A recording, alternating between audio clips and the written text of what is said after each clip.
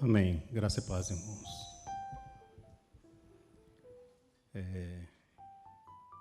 Primeiro domingo desse novo ano, né, e o momento que a gente vive, né, a gente falando assim, a gente pensando, durante o decorrer dessas últimas semanas, estivemos reunidos aqui na chamada passagem de ano, e nesses momentos a gente olha muito para o ano que passou, né, a gente vê as coisas que a gente acha que a gente falhou, as dificuldades que a gente teve, e faz planos para o novo ano, né? Acho que todo mundo faz isso. Começa a planejar, a pensar em mudanças, coisas que podem ser feitas diferentes, de outras formas, buscando sempre, né, o que a gente chama de felicidade. Né? Todos nós queremos felicidade. Todos nós buscamos, né, uma vida mais feliz aqui nessa terra. Né? Mas muitas vezes a gente esquece o que é o conceito ou quais são os princípios de felicidade que a palavra do Senhor nos traz. Eu queria considerar com os irmãos aqui, nessa manhã, sobre exatamente essa questão dos princípios da felicidade. Antes da gente começar propriamente, só lembrando aqui de um hino que todo mundo conhece, aquele hino do cantor cristão que fala "Sou feliz", todos conhecem, né? Sou feliz e paz a mais doce. Não vou cantar aqui não, porque senão não fica ninguém, né? Mas todo mundo conhece. Os irmãos conhecem a história que está por trás desse cântico? Os irmãos já ouviram a história do momento quando esse canto, essa letra foi escrita? A situação que aquele irmão vivia? Se a gente conhece, a gente poderia dizer que ele podia falar que ele era feliz naquele momento, mas ele dizia que ele era feliz com Jesus. Não é? Porque a felicidade nossa independe das circunstâncias que estejamos passando. Só rapidamente, aquele irmão que escreveu esse cântico, ele tinha passado por diversas dificuldades, crise financeira, né, a família viajou, ele não pôde ir, mandou a mulher e as filhas, tem um navio naufraga, as filhas, se não me engano, 3, 4 filhas morrem, só fica a esposa, ela manda uma carta para ele, só sobrou só eu que fui salva. Ele parte, então, para aquele lugar, quando ele está passando, então, no lugar onde o navio naufragou e que ele perdeu as filhas, que ele compõe esse cântico. Com o coração dele era de profunda tristeza, mas ele fala que ele era feliz com Jesus. Né? Então, isso que eu queria trazer para os irmãos essa manhã, para a gente entender um pouco do que é essa felicidade em nossas vidas. Né? A gente, muitas vezes, vive circunstâncias adversas e entende que não foi feliz durante o ano. A gente, às vezes, olha para trás e fala que deu tudo errado, então não foi feliz, eu tenho que mudar um monte de coisa para ser feliz. Mas a nossa felicidade não se resume nas circunstâncias. Vamos ler, então, a primeira carta de Pedro.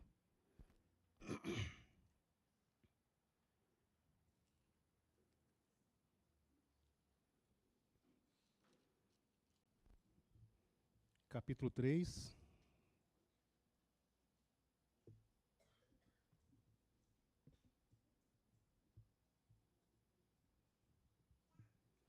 Versículo 10.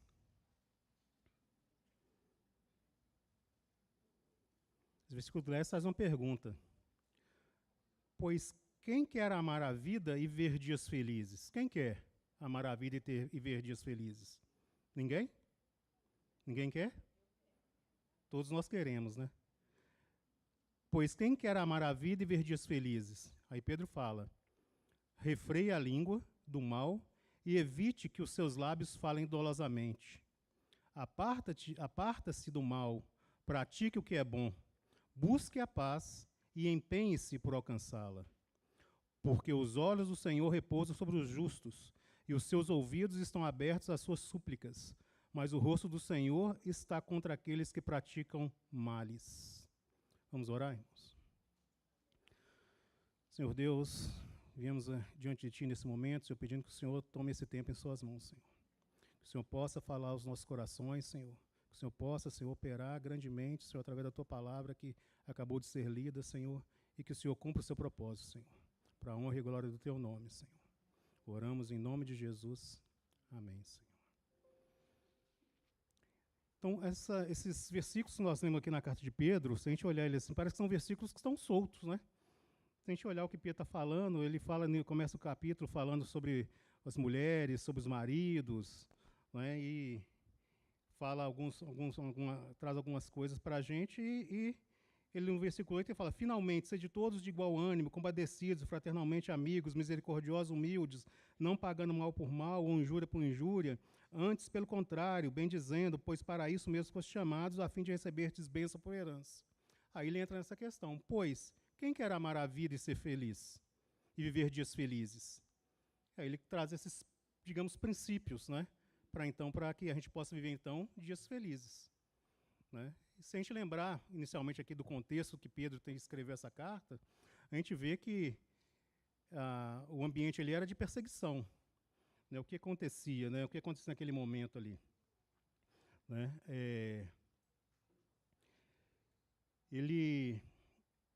Os cristãos estavam sendo perseguidos, né? Roma, o Império Romano, iniciou uma grande perseguição ali aos cristãos, né? Paulo, naquela época, já estava preso, próximo da sua morte. O próprio Pedro, algum tempo mais para frente, estaria sendo morto também por causa de Cristo, por ser cristão, né? O Império Romano, Nero, o imperador romano, ele havia planejado então um incêndio, né, questões políticas, a história nos fala que eram questões políticas que ele queria causar aquele incêndio para ter ganhos políticos, né? E aquele incêndio foge do controle e praticamente toda Roma é destruída. A história fala que cerca de 15 bairros ou 15 localidades, 15 comunidades habitavam em Roma, formavam a cidade de Roma. Dessas 15, somente 4 localidades não foram totalmente destruídas, e era exatamente onde habitavam os cristãos. Aí o que Nero faz? Ele culpa, então, aqueles que foram salvos do incêndio. Se tudo queimou e não queimou onde os cristãos habitavam, a culpa é dos cristãos.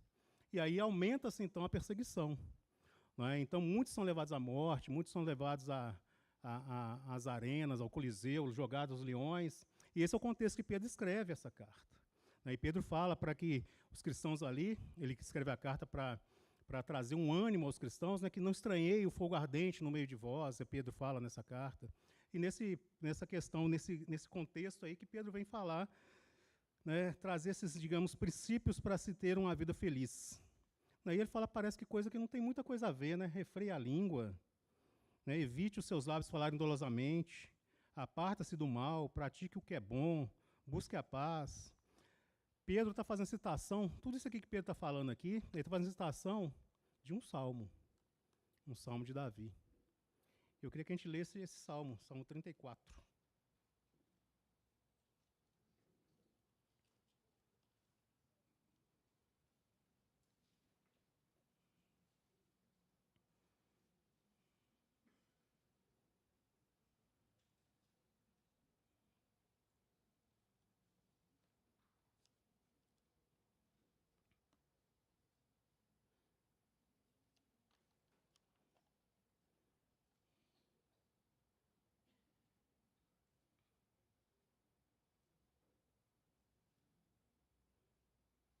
Salmo 34, acho que na maioria das Bíblias deve ter um título, algum início ali. Na minha tem o seguinte, não sei se os irmãos também devem ter. Antes de iniciar o Salmo 34, tem um título, né, que os tradutores deram aqui para esse salmo, que chama Provai que o Senhor é bom. Fala que é o Salmo de Davi e explica o contexto que esse salmo foi escrito por Davi. Fala, Salmo de Davi, quando se fingiu amalucado na presença de Abimeleque, e por este foi expulso, ele se foi. Então, quando Davi escreveu esse salmo, ele estava naquele período que ele fugia de Saul, e que a fama de Davi era tão grande que ele tinha medo até dos seus inimigos, e ele se apresenta então a esse rei, Abimeleque, e ele, para não ser morto ali, ele se finge doido, ele faz aquelas loucuras, né, na presença do rei, para o rei, então, não afligir a vida de não atacar Davi, né, e ele acaba sendo expulso do reino de Abimeleque ao se fingir de louco. E é nesse contexto que Davi, então, escreve esse Salmo 34. Né? E ele começa o seguinte.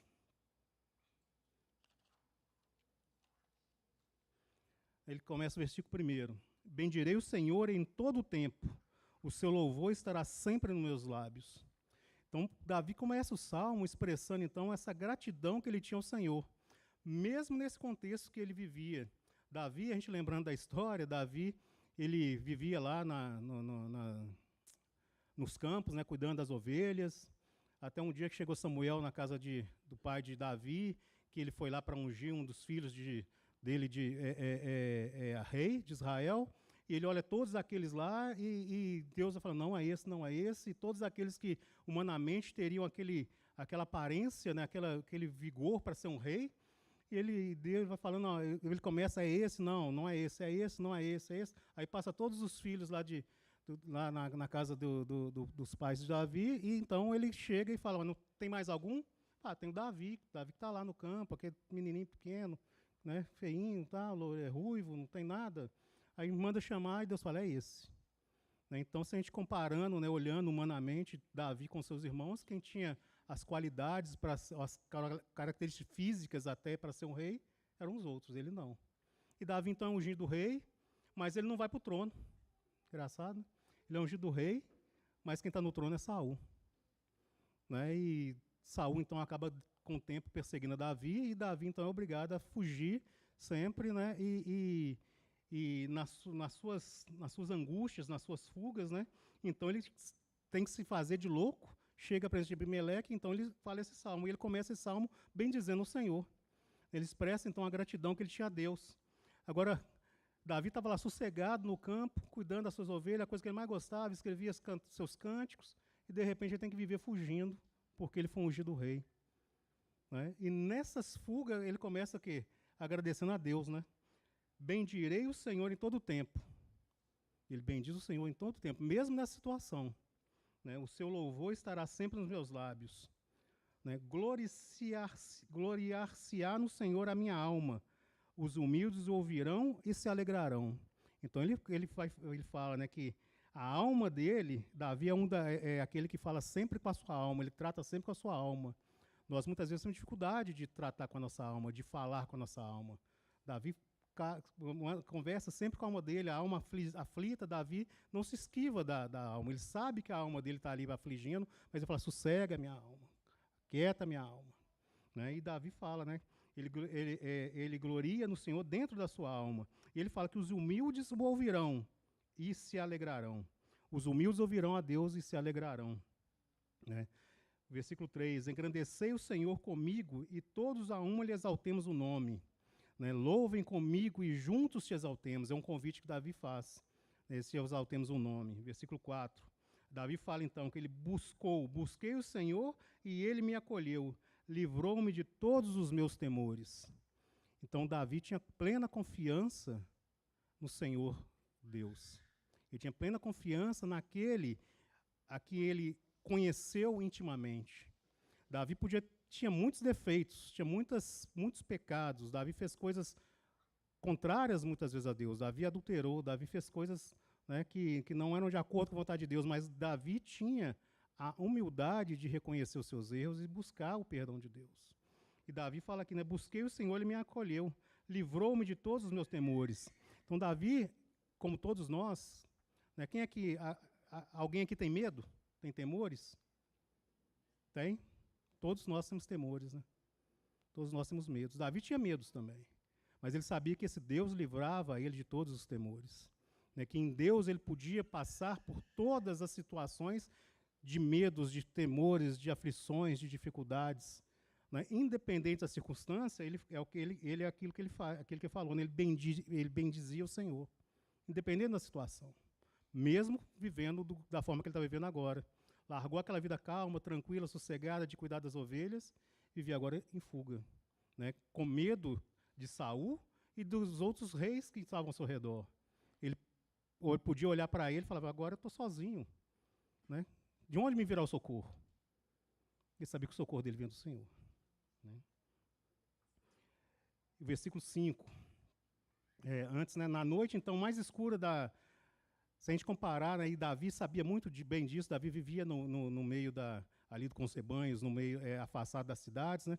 Nas noites mais escuras, né, que a gente consegue ver as estrelas mais brilhantes, né? E a lua no seu pleno fulgor. Se a gente sair daqui da cidade grande, onde tem muitas luzes artificiais, onde a gente vai para o campo, fazenda, alguns irmãos devem ter passado por isso. A juventude hoje acho que não faz muito isso não, mas quando eu era criança pequena lá em Belo Horizonte, eu fazia muito isso.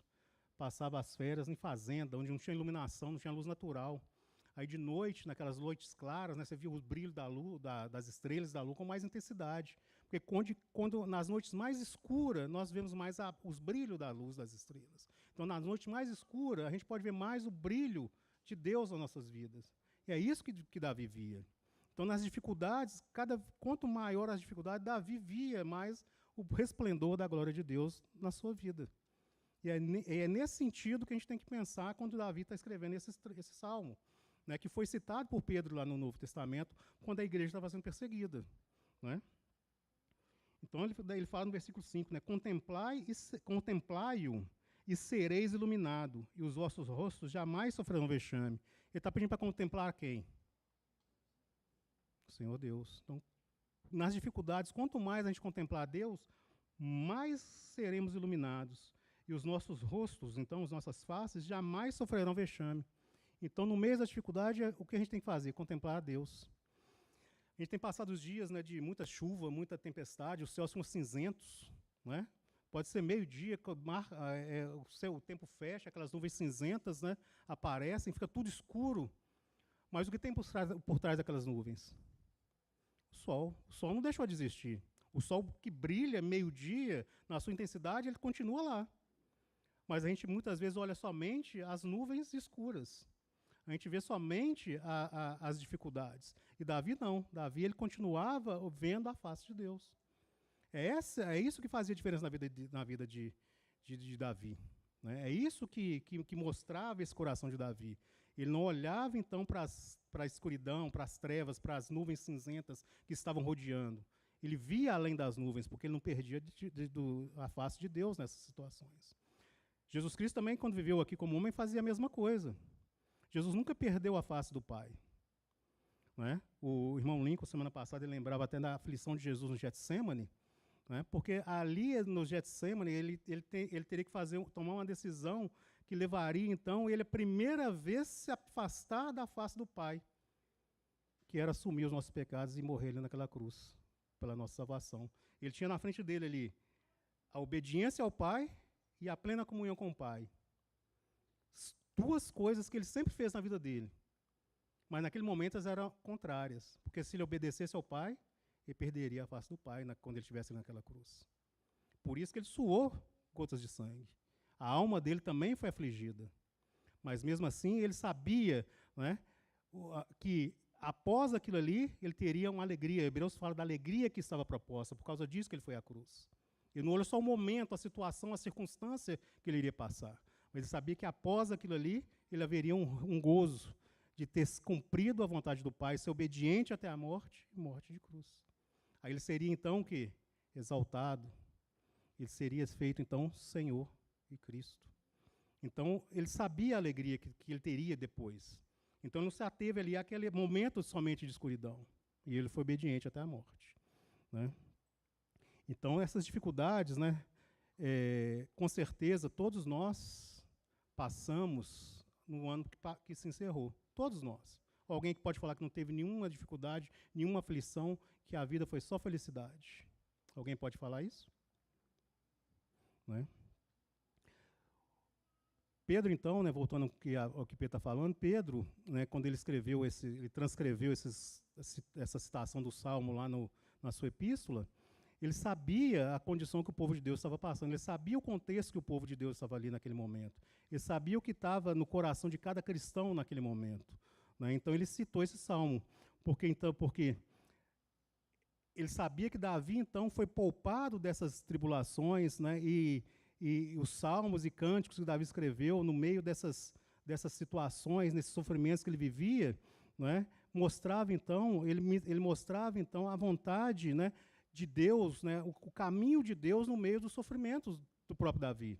Deus tinha um propósito ali naquilo que Davi estava passando. Porque Davi podia ter sido ungido rei e ir direto para o trono. Mas ele não teria aprendido a viver nessa dependência ou buscar sempre a face de Deus que esses momentos de dificuldade trouxeram para ele, Davi. Né? Ele podia acabar fazendo os mesmos erros de Saul, porque ele olharia e viria somente ele e sua glória, não a glória de Deus. Eu saí, né, deixei de cuidar de ovelhas no pasto e agora sou o rei de Israel. Não é? Mas não, ele sabia que ele chegou ali, quando ele assumiu definitivamente o trono, depois somente da morte de Saul, que aquilo tudo que ele passou ali foi a mão de Deus o preparando para então ele sentar no trono e não olhar para ele, Davi, mas para olhar para aquele que colocou ele ali no trono. Então, isso que fez diferença. Então, Pedro também sabia que, para os cristãos ali, naquele ambiente ali, naquela época de perseguição, era importante que eles não se perdessem, ou não ficassem olhando somente os sofrimentos, as dificuldades, as perdas que eles estavam tendo, muitas vezes até financeira, perdiam os bens, perdiam tudo, perdiam a vida, perdiam os familiares, perdiam tudo que eles tinham prazer ou pudesse trazer a eles contentamento, felicidade, eles perdiam tudo ali, mas eles não perdiam o amor de Deus. Né? Da mesma forma, então, Pedro usou essa citação de Davi para trazer esse alento na vida daqueles cristãos. O sofrimento, então, é um meio de quebrantar o coração dos homens. Nós, muitas vezes, não entendemos porque Deus permite as aflições, as dores, mas é a maneira de Deus nos ensinar lidando com o sofrimento. Né? A gente vê que na palavra de Deus, muitos servos de Deus passaram por sofrimento. A gente lembra de Jó, quantos profetas? O próprio Senhor Jesus, quando estava aqui como homem, né, teve que passar por sofrimento, e Hebreus fala que ele aprendeu a obediência naquilo que sofreu. Né? Então, o sofrimento não é uma coisa que está alheia do cristão. O sofrimento é uma coisa que é comum. Por isso que Pedro, novamente falando, Pedro fala, não estranheis o fogo ardente no meio de vós. Porque é uma coisa que tem que acontecer. Jesus Cristo falou, no mundo tereis paz e alegria e felicidade. Tereis aflições. Né? Então, a gente tem que saber disso, que nós vamos ter vidas de aflição. Né? Então, o versículo 5, ele fala isso, para tirar os olhos, ele nos alerta que se nós tirarmos os olhos de Deus, somente vamos ver o quê? Trevas. Se a gente tirar os olhos de Deus no meio das aflições, nós só vamos ver o quê? Só as aflições. Se a gente tirar os olhos de Deus no meio das dificuldades que a gente estiver passando, o que vai sobrar? Só as dificuldades. Não vai ter nenhuma esperança. Né? É a mesma coisa, né, de um eclipse na Lua. É o mesmo exemplo que eu dei da nuvem no dia de tempestade. Quando tem um eclipse lunar, que a Lua tampa o Sol deixa de brilhar. Mas o Sol deixou de existir? O Sol ainda está lá. Uma coisa é passageira. Depois a Lua volta para o seu lugar e o Sol brilha novamente. Mas ele nunca deixou de brilhar. Ele continua lá. Né? Então, o que o inimigo faz, o que nossa carne faz, é isso, colocar os problemas, as aflições, as dificuldades, tudo na frente de Deus. E a gente só olha, então, os problemas, as dificuldades, as aflições. A gente deixa de enxergar a Deus. E é isso que vem trazendo, é isso que faz com que nós temos dificuldade de lidar com esses momentos de aflições. É isso que faz com que a gente, não vendo a face de Deus, comece a olhar aqui, só para nós mesmos. E cada vez que a gente olha para nós mesmos, a gente vai ficando até doentes. Né? É por isso que muitos cristãos hoje passam por situações de depressão. Né? Davi podia ter passado por depressões sérias, severas, graves. Né? Porque, igual eu falei, tudo na vida dele passou a dar errado, de repente. Ele tinha uma vida tranquila, sossegada, e começa a ter que viver fugindo, não pode fazer aquilo que ele gostava, que é cuidar dos rebanhos. Ele passa a ser perseguido pelos aqueles que o cercavam, ele passa a ser perseguido por onde que ele vai, onde que ele pisa o pé, ele só tem dificuldade, ele tem que viver no meio nas cavernas, ele tem que viver longe de tudo aquilo que ele amava. Mas Davi, ele escolheu colocar os olhos além dessa circunstância, colocar os olhos em Deus. Né? Então ele fala, contemplai a Deus e sereis iluminado, os vossos rostos, né, jamais sofrerão vexame. Né? Então, a glória de Deus que contemplamos, ela reflete, então, os nossos olhos. Mesmo com a situação difícil, nós, então, podemos refletir a glória de Deus se contemplarmos a Deus. Se não olharmos para Deus, é só dificuldade, só aflição. É essa que é a diferença que Davi faz. É nisso que Pedro também estava pensando quando ele transcreveu esse salmo lá na epístola dele. Versículo 6. Davi fala, clamou este aflito, e o Senhor o ouviu e o livrou de todas as suas tribulações. Ele fala que um dos motivos da permissão de Deus para as nossas aflições, além de voltar o rosto para o Senhor, né, a gente nunca pode esquecer, agora já dei o exemplo de Jesus no Getsemane. O que Jesus fez no Getsemane, quando ele estava naquele momento de aflição? clamou ao Senhor. Ele foi orar, clamava. E Hebreus fala que as orações dele foram ouvidas. Ele orou àquele que podia livrá-lo da morte, porque Jesus podia ter morrido antes até da cruz ali, da situação que ele estava de aflição. A alma dele estava angustiada até a morte. Né? Então ele clamou. E Davi fala a mesma coisa, clamou esse aflito, né? E o Senhor o ouviu. Jesus clamou e também Hebreus nos garante que ele foi ouvido. Né? Clamou esse aflito e o Senhor ouviu e o livrou de todas as suas tribulações. Agora, o livramento de Deus tirou as tribulações que Davi estava passando? Ele foi livrado no meio das tribulações. Deus o sustentou no meio das dificuldades, no meio das situações adversas que ele vivia. Não foi ali, a partir desse clamor, ele não passou a ter uma vida de mar de marinheiro, não. Né? Ele continuou tendo dificuldades, mas em todas elas ele sabia que Deus estava presente e sustentava ele. Então nós temos que clamar também ao Senhor, pois Ele ouve e nos livra no meio das nossas aflições. Né? Se a gente fazer um contraste com Saul, entre a vida de Saul e Davi, Saul, ele foi escolhido para ser rei, ele prosperou, ele cresceu, ele conquistou, ele ganhou muitas terras, ganhou muitas batalhas, não é? Mas o que Saul fez? Ele passou a olhar para ele, Saul. Ele era Saul, aquele que todos olhavam para ele e que não tinha ninguém igual a ele no reino de Israel. Né? Então, quando aconteceu isso com Saul, o que ocasionou na vida dele com relação a Deus? O Espírito de Deus se retirou de Saul. Né? Ele andou, o Espírito de Deus saiu de Saul e ele passou a andar em grandes trevas, porque ele deixou de contemplar o Senhor e contemplava apenas as suas próprias glórias, as suas próprias conquistas, as suas próprias, né, a sua prosperidade. Muitas vezes também nós, no povo de Deus aqui nessa terra, muita gente associa a felicidade com prosperidade. E isso é muito pregado nos dias de hoje, né? O cristão tem que ser próspero. Não é errado ser próspero. Mas se não for próspero financeiramente, tem alguma coisa errada com o cristão? Né? Muitas vezes, se a gente prospera financeiramente, como Saul, né, a gente começa a olhar, a gente está tudo muito bem, tem dinheiro, tem saúde, tem bens, tem tudo, né? A gente consegue ainda olhar para o nosso Senhor? Ou a gente olha para tudo que a gente tem? Para tudo que a gente conquistou? Né? A gente perde a face de Deus e a gente cai no mesmo erro de Saul. Acaba acontecendo o quê? Né? Que Deus, a gente fala que Deus nos abandonou, mas na verdade nós que abandonamos a Deus. Né? Então, Davi enfrentou várias diversidades na sua vida, né? Voltando aqui para Davi, né? Ele enfrentava ursos, leões, né? Mas em todas essas dificuldades ele contemplava o Senhor. Se a gente lembrar, foi falado aqui, acho que na reunião durante a semana, né, da questão de Davi, ele pôde lutar com Golias porque ele aprendeu a lutar com ursos e leão. Ele sabia que não era a força dele que fazia diferença naquele lidar com os animais selvagens, então também não era a força e a habilidade dele para guerrear que ia fazer diferença para lutar com Golias. Ele dependia sempre de Deus. Né? Às vezes, então, nós não entendemos as adversidades, as enfermidades, as fraquezas. Muitas vezes a gente esquece que isso também nos mostra o amor de Deus. Nesses últimos dias eu tenho pensado muito naquele versículo, em tudo dai graças. Né? Nós somos gratos em todas as situações.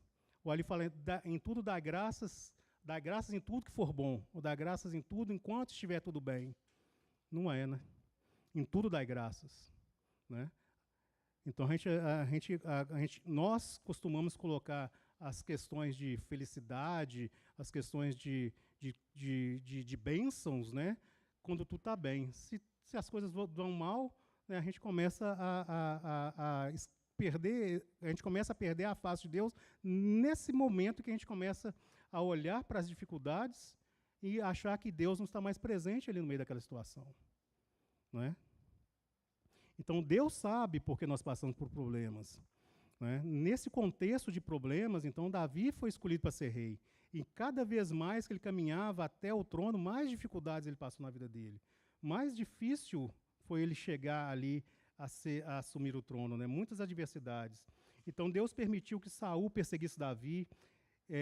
Davi tentou eliminar, Saul tentou eliminar Davi várias vezes, matar Davi várias vezes. Vários inimigos tentavam matar Davi, né? Davi também ele teve a oportunidade de eliminar Saul, mas ele também não fez, porque ele sabia que ele chegaria sim ao trono. Ele já tinha sido ungido rei, mas ele chegaria ao trono no tempo de Deus, né? E a questão, irmãos, é que todos nós temos muito de Saul e pouco de Davi, né? Se tudo está bem, tudo está tudo tranquilo, se nós estamos, né, a saúde está boa, muitas vezes a gente nem lembra que Deus existe. Mas na primeira coisa diversa, aí que a gente vai pensar em Deus, né? A gente perde a face de Deus.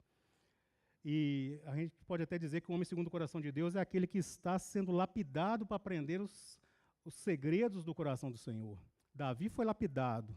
Ele era um homem segundo o coração de Deus. Deus estava trabalhando na vida de Davi para que ele então pudesse, então, nessas dificuldades, ele conhecer cada vez mais o coração do seu Senhor, né? Então, no versículo 6, ele fala, né, clamou esse aflito, né, o Senhor ouviu e salvou. É totalmente equivocado nós, cristãos, acharmos que nós não vamos passar por lutas, dificuldades, né, de adversidades na nossa vida, né? E então, é importante que a gente, no meio dessas dificuldades, a gente nunca perca a face do nosso Senhor. Versículo 7. Olha que interessante esse versículo. O anjo do Senhor acampa-se ao redor dos que o temem e os livra. O anjo do Senhor acampa ao redor do que os temem e os livra. Né? Davi, né, a gente sabe, já falei que Davi era pastor de ovelhas, né? As ovelhas ficavam ali no meio ali né, soltas ali e cercadas de feras que queriam atacar aquelas ovelhas. Davi, como pastor, ele ficava ali ao redor protegendo o seu rebanho, não deixando as feras chegarem e atacarem o seu rebanho, né? Então é nesse contexto que Davi escreve isso aqui, né? Ele sabia disso, que da mesma forma o anjo do Senhor está em torno das suas ovelhas, está em torno dos cristãos, né? O anjo do Senhor está acampado, então, ao redor dos que temem o Senhor e os livra dos ataques do inimigo. Pedro ele vai falar na epístola dele que o diabo está em derredor, né? E fala que o diabo está ao derredor, está ao nosso derredor, ele querendo atacar, né, querendo nos destruir. 5:8, né? Ele fala exatamente, ele fala, sede sóbrios e vigilantes, o diabo, vosso adversário, anda em derredor, como leão que ruge, procurando alguém para devorar. O vosso adversário, interessante que ele usa aqui o vosso é uma expressão que está no plural, não é singular. O vosso adversário, o adversário de todos nós está ao derredor. Ao redor estão os anjos, e ao derredor está o inimigo, bramando, rugindo como leão. E ele fala, resistir-lhes firmes, certos de que, antes aqui, né, ele procurando alguém para devorar. Ele está procurando um para devorar. Mas ele é o nosso adversário e procura um para devorar. E ele vai devorar quem? Aquele que se afasta do rebanho. Aquele que sai de perto da proteção do Senhor. Aquele que sai de perto da onde está ali os anjos ao redor. Ele ataca aquele ali, né? Ele ataca esse que fica desgarrado, digamos assim. Então, o cuidado de Davi, quando ele lembra disso, que o anjo do Senhor está acampado ao redor dos que o temem e os livra, né? Ele os livra.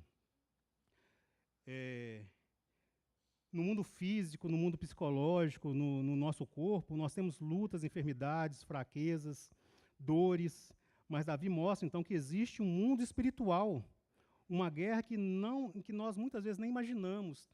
Existe, então, aquilo que Paulo fala que a nossa luta não é contra carne ou sangue, mas contra os principados. Então, existe esse mundo espiritual que está ao derredor, né? O diabo querendo nos devorar, ele querendo que algum de nós fique descoberto para que ele, então, possa atacar.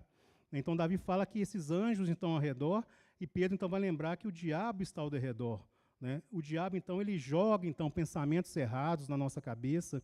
Né? Daí que vem aquelas questões nas dificuldades, que muitas vezes a gente cada vez mais, olhando para as fraquezas, para as dificuldades, a gente vai mais olhando cada vez mais para nós mesmos, e Satanás usa isso para cada vez mais fazer com que nós desanimemos. Ele começa a jogar pensamentos, né? Ah, ninguém me ama, ninguém da igreja gosta de mim, todo mundo me trata mal, ninguém me cumprimenta, ninguém chega perto de mim, eu não tenho amigos, né? Ninguém gosta de mim, ninguém me visita, né? Eu fico em casa, ninguém me visita, ninguém me procura, né? E começa a olhar para dentro de cada um de nós. Então, esses inimigos errados, né? Eles vêm na nossa mente quando a gente deixa de contemplar o Senhor. Porque quando a gente contempla o Senhor, mesmo nas dificuldades, a gente sabe que existe vários irmãos que estão ao nosso redor para poder nos sustentar nesses momentos difíceis, para nos suportar nas dificuldades, para nos trazer uma palavra de consolo. Né? Mas o nosso olhar, se a gente olha para nós mesmos, a gente tem esses sentimentos que são errados, que são contrários. Né? As aflições do mundo fazem então que a gente tire a perspectiva de Deus e a gente começa a ver somente o caos. Se a gente não vê que existe um Deus por trás de toda a situação que a gente está passando, o que fica? Só o caos, só as dificuldades. E isso faz com que a gente revigora, a gente abate mais, a gente fica mais prostrado, a gente fica uma prisão cada vez mais fácil para esse inimigo que está rugindo, bramando, e cada vez mais ele vai bramar mais alto. E mais afastados de Deus a gente fica. Né? Então, passar a viver uma vida centrada em Deus e não nas situações é o que vai fazer diferença. A nossa vida tem que estar em torno do sol de justiça. Né? É interessante que as coisas do mundo físico, né, elas explicam muitas coisas espirituais. Né? A gente fala que Jesus é o sol de justiça. E nós temos o sol aqui fora, o sol que está ali, que brilha lá fora, né? O sol físico. Né? Uma das grandes deficiências que tem hoje no ser humano é a falta de vitamina D, que a gente consegue no sol. O que o ser humano hoje mais faz? Ficar dentro de casa, recluso no seu quarto, na internet, nas televisões, não se toma sol, então falta a vitamina D. E a vitamina D é um elemento, né, eu não sou muito bom de biologia não, mas eu li isso, não sei, né, se não for verdade, os irmãos depois podem ver, mas fala que a vitamina D é um elemento essencial para a alegria. Né? Se a vitamina D é um elemento essencial para a alegria e nós buscamos a vitamina D se a gente tiver contato com o sol, se a gente afastar do sol, o que vai acontecer? Vamos ser tristes. Vamos ficar cada vez mais afundados na nossa tristeza. Da mesma forma, se a gente tirar os olhos de Jesus Cristo, que é a nossa alegria, como nós vamos ter felicidade no meio das dificuldades? O mundo físico explica muito bem as coisas espirituais. Nós não precisamos nem ter dificuldade de entender. Se afastar do sol da justiça que é Jesus Cristo, vamos ter tristeza no meio dessas dificuldades. Né? Que a gente nunca pode esquecer que nós vivemos em guerra no terreno do inimigo. Os irmãos acham que esse mundo que a gente vive não é um terreno do nosso inimigo. Esse mundo tem um príncipe.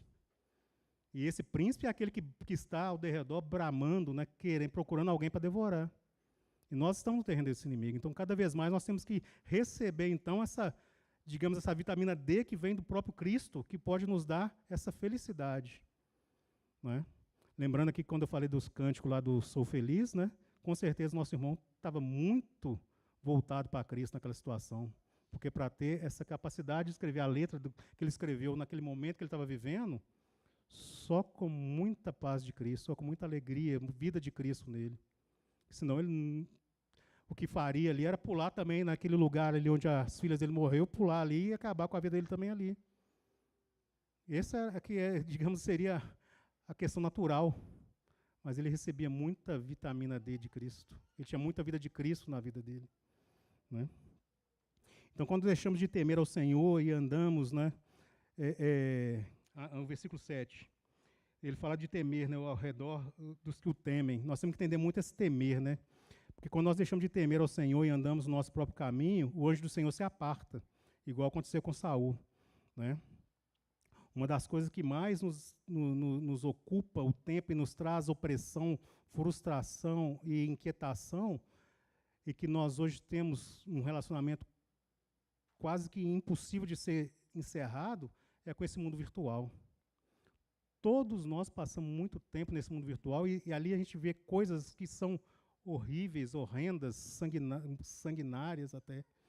Muitas notícias que, mesmo que a gente não busque, a gente acaba vendo, recebendo e enxergando e vendo aquela questão ali, né? E essas coisas cada vez mais nos abatem e a gente deixa de olhar para Cristo, né? E o próprio meio que a gente tem para acessar esse mundo virtual é o celular. Se o celular está sem bateria, ele serve para quê? O celular sem bateria serve para quê?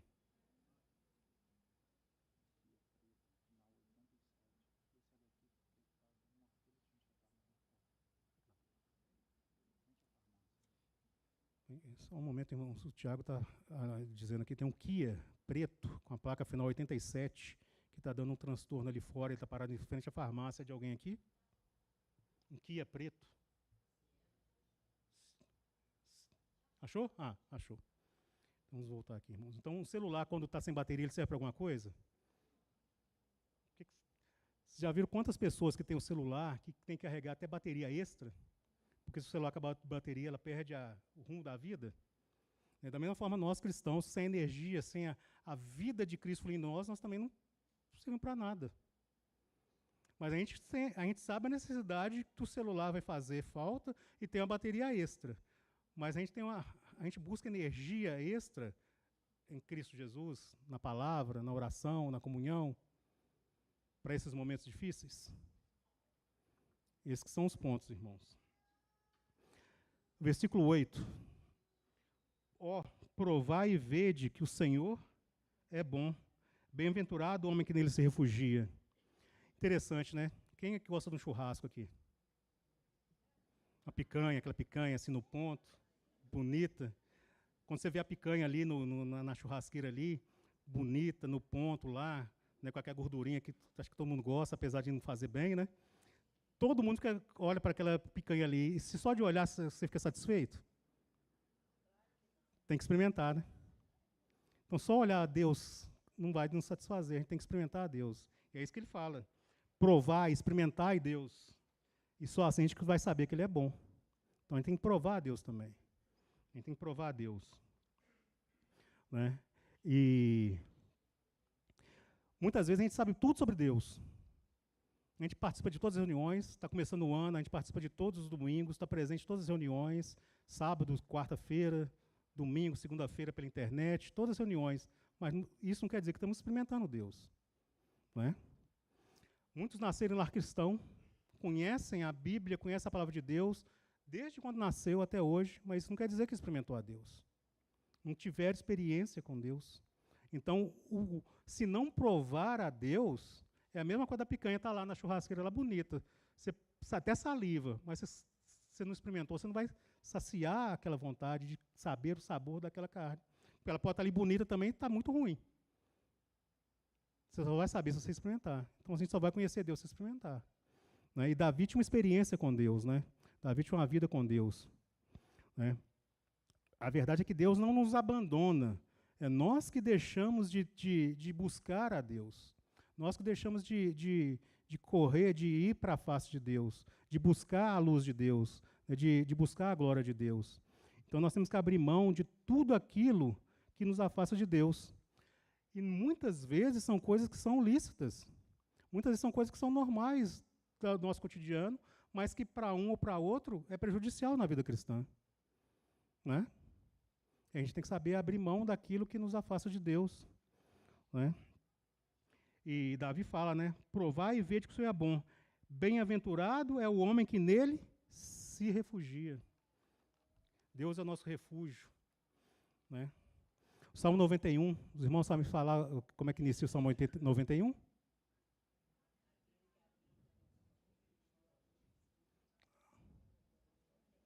Descansará. Então, quem se refugia em Deus tem descanso. Refugiar em Deus nos dá descanso. Né? Nós andamos cansados, o próprio Jesus falou, e sobrecarregados, mas nele a gente encontra descanso. Mas como é que a gente vai encontrar esse descanso? Só nele. Habitando nele, conhecendo ele, experimentando ele. Né? E ele fala de novo do versículo 9, temei o Senhor, vós os seus santos, pois nada falta aos que o temem. Olha que versículo interessante, ele fala, temei ao Senhor, vós os seus santos, pois nada falta aos que o temem. Se a gente olha para a nossa vida, a gente fala que falta um monte de coisa, né? Mas aqui fala que nada falta. O que a gente acha que está faltando é que a gente não precisa. Porque se a gente precisasse, Deus ia nos dar. É o que está falando aqui, nada falta. Né? A visão do salmista também no Salmo 23, né? Ele fala, o Senhor é meu pastor e nada me faltará. O que não pode faltar para a ovelha? Pasto e um lugar de água. Né? Um pasto seguro, protegido dos animais que podem atacá-lo, né? Verdejante ali, para ela se alimentar, e água. O que não pode nos faltar? Aquilo que é essencial para a nossa vida. E Deus, na sua graça, Ele permite que nós tenhamos muito mais do que nós precisamos. Mas, mesmo assim, a gente olha e fala que falta tudo. A gente tem um apetite desordenado, não é só para comida, não, para todas as coisas. Tudo falta. Não tem isso, não tem aquilo, eu queria ter aquilo outro. Né?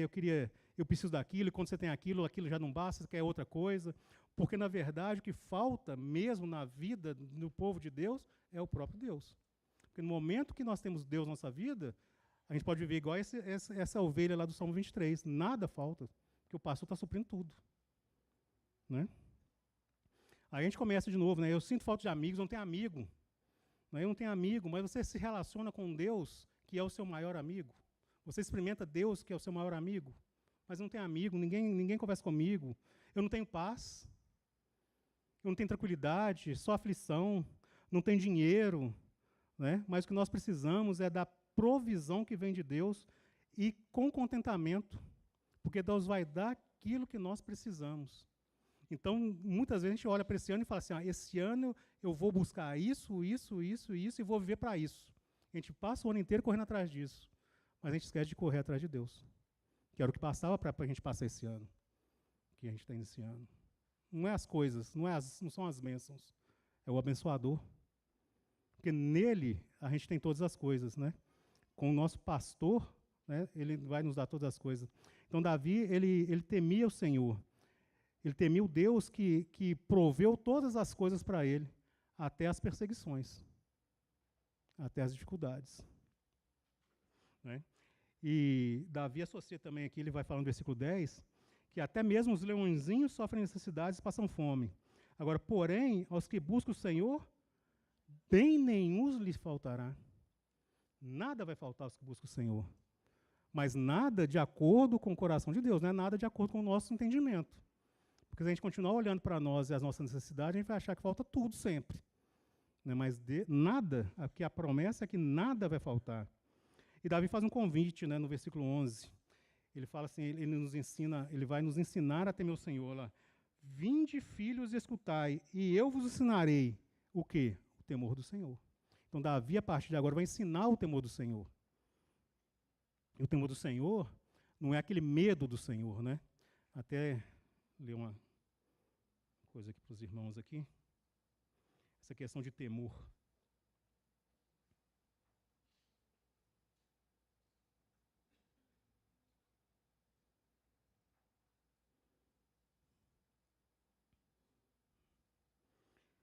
No hebraico tem duas palavras que significam temor, não é?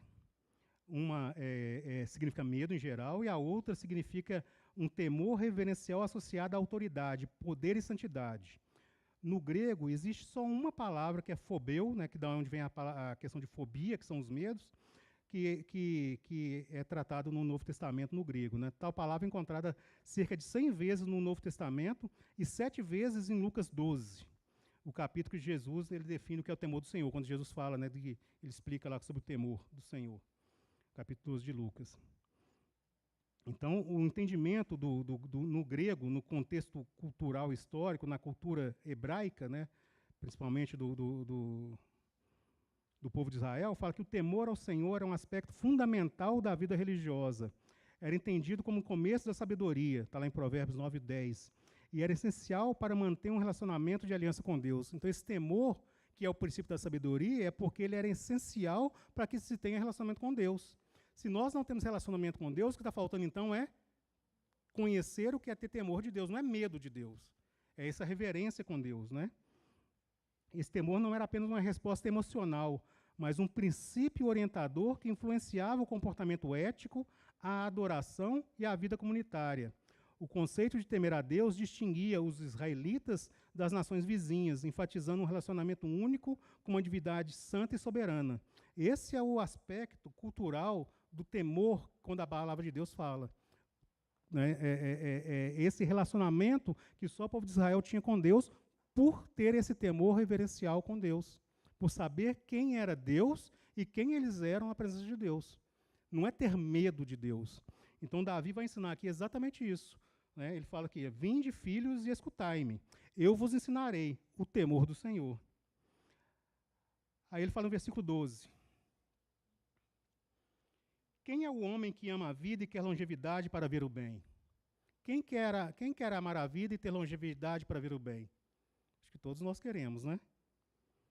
Aí ele vai falar aquilo que Pedro falou na carta dele. Então, você quer ter isso? Ele fala, refreia a tua língua do mal e os teus lábios de falarem dolosamente. Aparta-te do mal e pratica o bem, o bom, o que é bom. Procura a paz e empenha por alcançá-la. Então ele volta naquele texto lá que nós iniciamos de Pedro, né, que a gente tem que aprender então a desfrutar e a entender e saber o que isso tem a ver na nossa caminhada cristã. Refrear a língua do mal. Né? A gente não tem uma vida boa, longeva, não é ganhando na Mega Sena, como muitos sonharam em ganhar aí. Eu sei que nós não, né? Mas muitas pessoas desse mundo sonharam em ganhar aí. Tem gente até que achou que ganhou, fez festa e não ganhou, né? Mas não é de acordo com esse mundo, né? Davi fala e Pedro replica que para ser longevo e amar a vida, começa refreando a língua do mal. Esses são os princípios de Deus. Estranho isso, né? Refrear a língua do mal. A questão da língua é tão complicada e tem tantas referências na Bíblia que fala dessa questão da língua, né? Provérbios, Tiago, tudo vai falar da questão da língua. Ele fala desse problema da língua, ele fala, refreia a língua do mal. E isso tem a ver, não é só de falar mal das coisas, não, é a questão de reclamar em todas as coisas. Aquela questão de murmurar em toda situação. O povo de Israel saiu do Egito, está lá no deserto, que saudade dos pepinos, se a gente estivesse lá, nossa, eu queria tanto comer aquela cebola, né, e Deus aqui desse maná. Né, é a reclamação. O povo de Deus é um povo que não podia reclamar de nada, porque nós temos tudo. Né? Ou é mentira? Né? Então, a primeira coisa que a gente tem que fazer para ter essa vida perante Deus é parar de reclamar.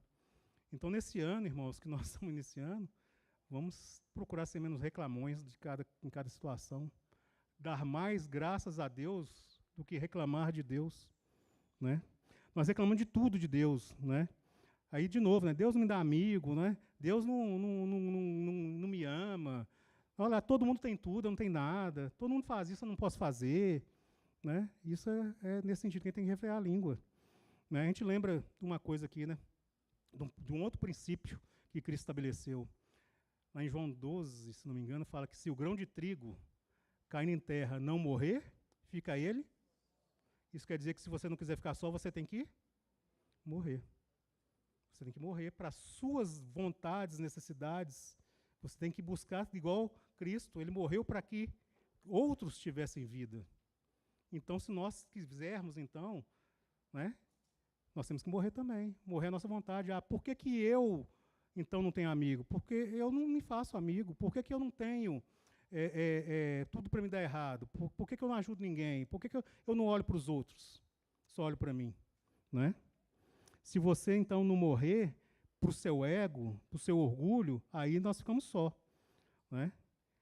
A gente fala, ninguém me visita. Aí você pergunta, você visita os outros? Né? Ninguém me faz nada. Ninguém faz nada para mim. Você faz alguma coisa para os outros? Né? Quando amaldiçoamos, todos os problemas só vão crescer. Se a gente murmurar, isso vai ficar só crescendo, só crescendo, só crescendo. Então, nós temos que tomar cuidado com a língua. Né? Em vez de destilar essas murmurações, destilar a vida de Cristo que está em nós. né? Falar a verdade, que ele fala aqui, né? Refreia a tua língua do mal e os teus lábios de falarem dolosamente, ou de falar engano, ou de falar mentira, né? Falar a verdade. Tem aquelas máximas, né? A gente chega na reunião, como é que você está, irmão? Está bem? Então, está tudo bem. Está tudo mal, está tudo ruim. Né? Você não conseguia nem sair de casa. Né? Quando não está, então a gente fala que não está bem. Ser sincero. Né? Porque Deus pode usar os nossos irmãos para transformar essa situação. Né? Então, aprender a não falar dolosamente. Versículo 14, ele fala, aparta-te do mal, apartar do mal, fugir do mal. Aqui, de novo, lembrando que muitas coisas que são boas, lícitas, às vezes para nós é um mal, ou para mim é um mal, e para o vô não é mal, mas para mim é. Então, tem que me afastar do mal. Às vezes, a televisão não faz mal nenhum para muitos, mas pode fazer mal para mim. Então, tem que afastar do mal, escolher o que vou ver, escolher o que eu vou ouvir, não é? Porque nós todos somos diferentes, então saber afastar do mal, né? Praticar o que é bom. Como isso é difícil, né? Praticar o bem. Né? Ou seja, tudo aquilo que nos afasta de Cristo, nós temos que afastar dessas coisas que nos afastam de Cristo. E procurar fazer tudo aquilo que nos aproxima de Cristo. É basicamente isso. Né? E fala procurar a paz e empenhar por alcançá-la. Não é só procurar a paz. É você fazer esforço para alcançar essa paz. Qual que é a nossa paz? A paz não é uma ausência de conflitos, de aflições, de dificuldades ou de guerras. A nossa paz é Cristo. Então fala aqui que nós temos que empenhar por alcançar a Cristo. É prosseguir nessa caminhada, buscando sempre a face de Cristo. Né? Afastar do mal é negativo e praticar o bem é positivo. Então, ser feliz é não viver por nós mesmos. Ser feliz, a nossa felicidade está em servir as pessoas, em buscar a felicidade do outro. Né? Lembra que Jesus, por uma alegria que estava proposta, ele sofreu a cruz. Então, ele tinha que passar pela cruz para ter uma alegria. Muitas vezes a gente tem que passar por dificuldades para ter uma alegria. Né? E procurar a paz, então, é uma decisão que nós todos temos que fazer e empenhar para alcançá-la. Né?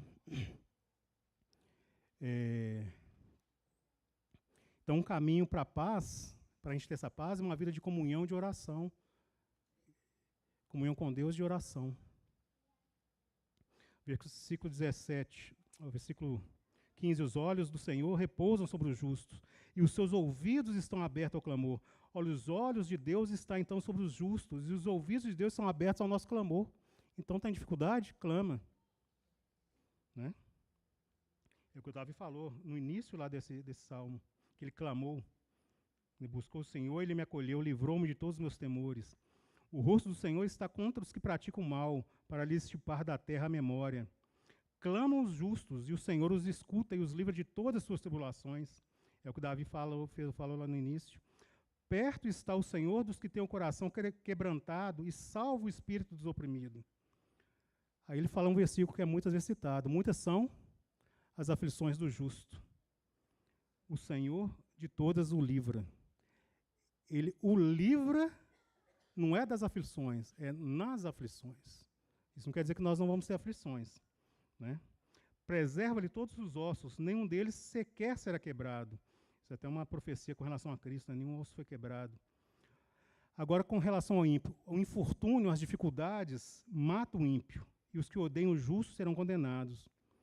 O Senhor resgata a alma dos seus servos, e dos que nele confiam, nenhum será condenado. Então, nós temos essas promessas, essas certezas na nossa vida, né? Que nós podemos e devemos praticar ao longo desse ano que se inicia. Já encerrando, irmãos, vamos voltar lá então em Pedro, quando Pedro cita esse salmo de Davi, que é o Salmo 34, ali na sua carta. Né? Pedro, então, ele menciona esse salmo, e ele fala, quem quer amar a sua vida e ter dias felizes, né? Nós temos que lembrar dessa questão aqui de refrear a língua e evitar que os lábios falem dolosamente. Amar a vida e ter dias felizes. apartar do mal, praticar o que é bom, buscar a paz e empenhar em alcançá-la. Porque os olhos de Deus, os olhos do nosso Senhor, os olhos de Jesus Cristo repousam sobre os justos e os seus ouvidos estão abertos às suas súplicas. Mas o rosto do Senhor está contra aqueles que praticam o mal. Essa é uma palavra que Pedro deu naquele tempo para encorajar os cristãos daquela época. E acho que é uma palavra que hoje pode muito nos encorajar nesse momento que nós vamos iniciar, nesse novo ano. Quando eu falei no início, a gente às vezes olha e fala, esse ano vai ser tudo diferente. E a gente sempre busca, faz as mesmas coisas, porque a situação não muda. Porque a única coisa que pode mudar as situações que nós estamos passando é a nossa vida de intimidade e o nosso relacionamento com Deus. Se nós não buscarmos a Deus, nós vamos continuar. Aliás, corrigindo, não é só o fato de buscar a Deus que nós vamos deixar de ter dificuldades, mas a nossa vida, o nosso viver no meio das dificuldades, vai ser totalmente diferente se nós estivermos buscando a Deus. Né? A nossa situação no meio dessas adversidades, o nosso agir no meio dessas dificuldades, quando a gente contempla a Deus, é totalmente diferente se a gente estiver contemplando a nós mesmos. Então, que nós possamos, nós todos, eu, todos os irmãos, todos os cristãos dessa terra, que possam, nesse ano, não buscar fazer promessas e que vai mudar ou que vai fazer isso e deixar de fazer aquilo, mas que nós busquemos de coração o nosso Senhor. Busquemos a face do nosso Senhor cada dia, né? Lembrando do Senhor no tempo que se chama hoje, não é? Porque o ontem já passou. Não é? Nós temos que viver a cada dia olhando firmemente para Cristo, o autor e consumador da nossa salvação. E é somente na luz de Cristo que nossas faces podem brilhar em meio de qualquer situação. Todos passamos dificuldades. Cleimara falou aqui na última reunião, aqui na quarta-feira. Né? Mas a face de Cristo, que pode sustentar a gente no meio das situações, igual nosso irmão passou, no meio das dificuldades que, com certeza, cada um de nós passa, que eu passo, ninguém é isento. Mas sem tirar os olhos de Cristo, nós nos perdemos no meio dessas dificuldades. Então, que tenhamos os olhos voltados para Cristo. Amém, irmãos? Sim, Senhor, te damos graças, Senhor, porque o Senhor é esse que nos sustenta, Senhor, e nos dá força em meio à nossa fraqueza, Senhor. Que o Senhor, então, possa, Senhor, no decorrer de cada dia desse ano, Senhor, em cada momento de nossas vidas, Senhor, se fazer presente, Senhor. Que nós possamos sentir, Senhor, a Tua presença, a Tua mão, o Seu sustento, Senhor, no meio das nossas dificuldades, Senhor. Que não possamos, Senhor, ser murmuradores, mas que buscamos, Senhor, que clamamos a Ti, como nós lemos aqui na Tua palavra, sabedores que o Senhor é aquele que ouve, é aquele que está disposto, Senhor, a então interceder e nos fortalecer nos momentos de dores, de angústia, de dificuldades. Por isso, Senhor, nós podemos olhar, Senhor, para a situação e poder dar graças em tudo, porque sabemos que em tudo o Senhor esteve presente em nossas vidas. Em nome de Jesus eu oro, Senhor. Amém.